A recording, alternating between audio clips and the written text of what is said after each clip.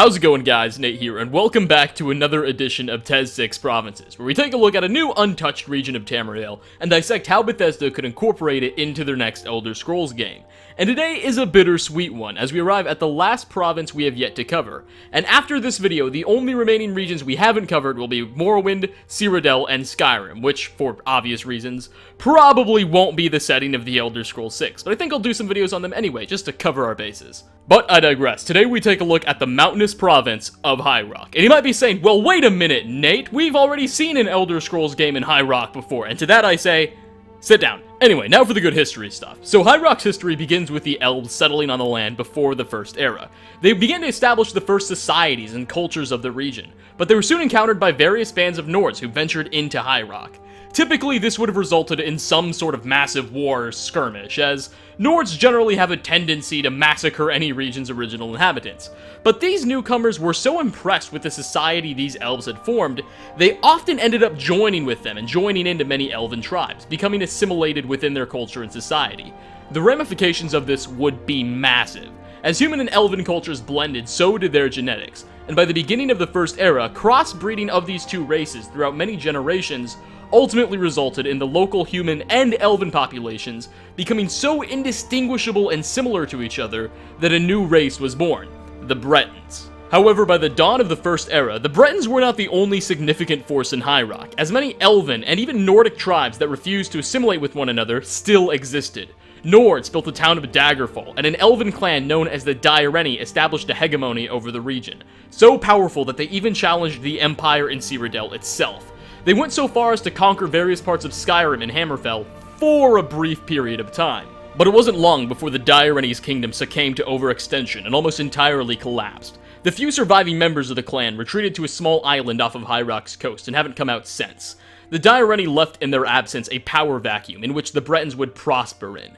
Through trade, Breton states became some of the wealthiest in Tamriel, and Nordic settlements like Daggerfall eventually became Breton ones through assimilation, and by the late First Era, High Rock was almost an entirely Breton region.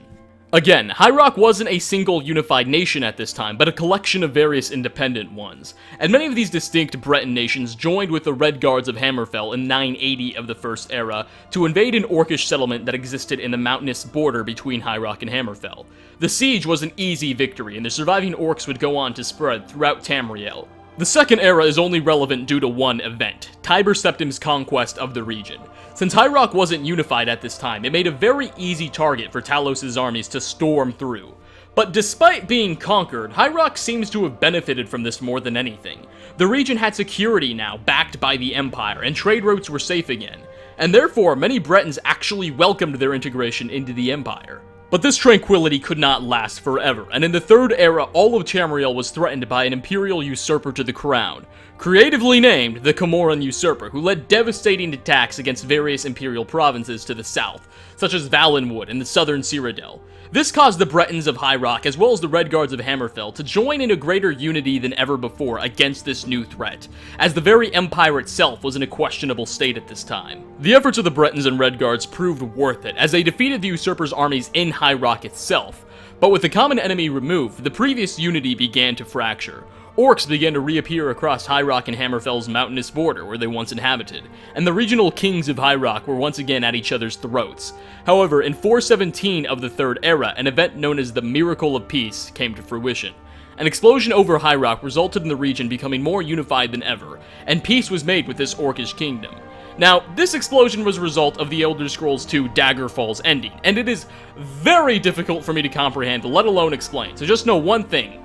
The thing went boom over High Rock, and it united under the Empire more so than ever before. That is the best explanation I can give for this, as it involves multiple split timelines and whatnot, and things that I just can't get into right now. After this event, we see the Oblivion Crisis, which doesn't really affect High Rock all that much, and the Fourth Era is generally a period of stability. Kings still jockeyed for power, but as a whole, the region was among the most stable in the Empire. And that is all of High Rock's history leading up to the beginning of Skyrim, or roughly the present era, if you will. So, what makes High Rock a good candidate for the Elder Scrolls 6? Well, one of the things that I always stress is geography. Bethesda likes to have geographically diverse areas to make their games, and High Rock certainly has geographical diversity. To the western areas, you have these vast mountains inhabited by orcs and these very lush and lavish forests, and then to the south, you have these wealthy regions filled with vast valleys and plains, and the cities are very cosmopolitan. The region is also peppered with various castles and fortresses, much like Skyrim, so from a geographical standpoint, High Rock makes an excellent location. Furthermore, the region also definitely has a lot of history if Bethesda wants to go back in time or even just reference it here or there. You've got this vast army led by the Camoran usurper that was somehow defeated by the people of High Rock and Hammerfell. How did that happen? Perhaps a Bethesda game could touch upon that subject, for instance. And circling back to geography, High Rock is just so close to Hammerfell, I think it's more and more likely that perhaps the next Bethesda game will be a multi-province location. Maybe it'll be a little bit of High Rock and a little bit of Hammerfell. I mentioned something like this in one of my earlier videos where I talked about Argonia. Perhaps an Elder Scrolls in Argonia will encompass parts of Elsewhere and Morrowind. Perhaps a similar thing can happen with this location. In fact, it already has. In the Elder Scrolls 2 Daggerfall, it encompassed most of High Rock and then some of Northern Hammerfell. And I believe a very similar thing would be the likely scenario if Bethesda were to make a game taking place in this location. Now again, an Elder Scrolls game did take place in this region, yet I'm not writing it off as easily as I would Morrowind, Oblivion, or Skyrim, in which the same thing happened. And the reason I'm doing this is the game is just so old at this point, nobody ever really talks about it anymore, you know? You still see people playing Morrowind, still modding that game. Same with Oblivion and obviously, definitely with Skyrim. However, Daggerfall seems to relatively be forgotten about, despite the vast landscape that it provided. Hell, maybe Bethesda might want to redo the story and go back on it a little ways. I'm not exactly sure, but Daggerfall's definitely not a game that's fresh in our minds, unlike the other three that I've mentioned. And that's why I still think it's a good possibility and a safe bet for the next Elder Scrolls game, much like Hammerfell. Anyway guys, I'm gonna wrap the video up right here. I hope you all enjoyed. Leave a comment down below what you think about High Rock being a good setting for the next game. Do you think this would work out well, or would you prefer Bethesda go somewhere more exotic, per se, such as Elsewhere or Argonia? I'd like to know your opinions on this. Anyway guys, again, thanks for watching, and I hope to see you all in my next video. Peace out, everybody.